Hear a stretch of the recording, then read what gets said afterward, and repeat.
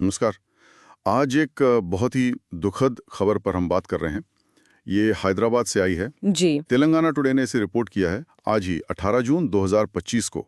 खबर यह है कि एक बेटे पर अपने पिता की हत्या का आरोप है और वजह वजह संपत्ति का झगड़ा बताया जा रहा है। ओ, ये तो बहुत ही दुखद खबर है। संपत्ति विवाद, और वो भी इतना गंभीर। हाँ बिल्कुल।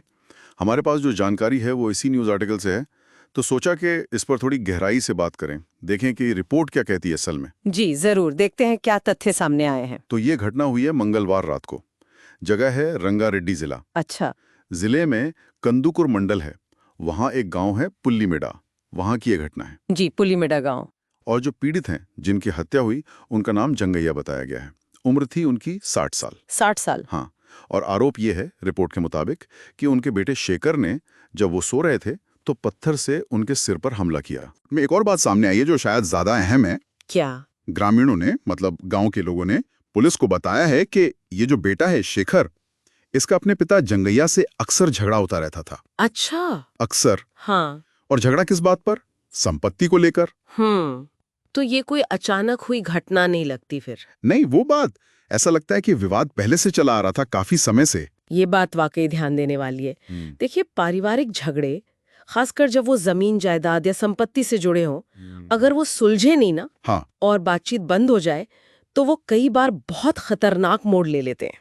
ये मामला तो मतलब एक बहुत ही दुखद उदाहरण है इसका। सही बात है। ये अक्सर झगड़े वाली बात जो गांव वाले कह रहे हैं, ये इशारा करती है कि तनाव बढ़ता जा रहा होगा। बिल्कुल।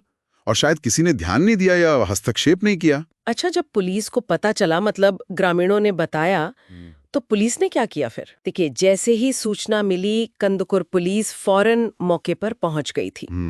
उन्होंने फिर जो जांच की प्रक्रिया होती है वो शुरू की। घटनास्थल का मुआयना किया होगा, लोगों से बात की होगी। और मामला दर्ज हुआ? हाँ, मामला दर्ज कर लिया गया है।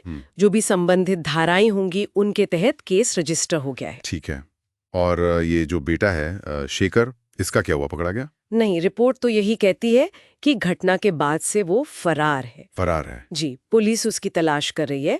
मतलब कोशिशें जारी हैं कि उसे गिरफ्तार किया जाए। ओ, ये सोचना भी मतलब कितना मुश्किल लगता है ना कि कोई बेटा अपने पिता के साथ ऐसा कर सकता है, और वो भी इस संपत्ति के लिए। हाँ बिल्कुल। रिश्तों में इतनी कड़वाहट, इतनी हिंसा, ये बहुत परेशान करने वाली बात है। पारिवारिक रिश्ते तो भरोसे पे टिके होते हैं। सही कहा। ये दिखाता है कि कैसे ये विवाद रिश्तों को पूरी तरह से तोड़ सकते हैं। तो अगर संक्षेप में देखें पूरी बात क्या है? संक्षेप में यही है कि हैदराबाद के पास ये कंदुकुर गांव है, वहाँ 60 साल के जंगैया की हत्या हुई है। जी। आरोप उनके अपने बेटे शेखर पर है, और कारण संपत्ति का विवाद बताया जा रहा है। और बेटा फरार है? हाँ, शेखर फरार है और पुलिस उसकी तलाश में है। जांच चल रही है। देखिए, इस पूरी घटना से जो एक बात मेरे मन में आ रही है वो ये है कि गांव वालों ने कहा कि झगड़े अक्सर होते थे। जी, ये बात महत्वपूर्ण है। तो सवाल ही उठता है कि जब कोई विवाद इतना बढ़ रहा है, लोगों को पता भी है कि झगड़े हो रहे हैं, तो क्या समाज के स्तर पर या समुदाय के स्तर पर कोई ऐसा तरीका नहीं हो सकता कि समय रहते पता चल जाए? हाँ, हस्तक्षेप की गुंजाइश। हाँ, मतलब कोई हस्तक्षेप हो सके, कोई बीच बचाव हो सके, ताकि बात इतने भयानक अंजाम तक न पहुंचे। ये बहुत अहम सवाल है। क्या हमारे पास ऐसे सामाजिक तंत्र हैं जो इस तरह के पारिवारिक तनाव को बढ़ने से पहले ही पहचान सके और संभाल सके? वही, या फिर संपत्ति विवादों में ऐसे दुखद परिणाम क्यों आते हैं? क्या कोई गहरे सामाजिक दबाव हैं या पारिवारिक ढांचे में ही कोई समस्या है? बिल्कुल। इन सब पहलुओं पर सोचने की जरूरत है, ताकि शायद भविष्य में ऐसी घटनाओं को रोका जा सके। हाँ, ये वाकई एक विचार करने योग्य बात है। खैर, आज के लिए इतना ही।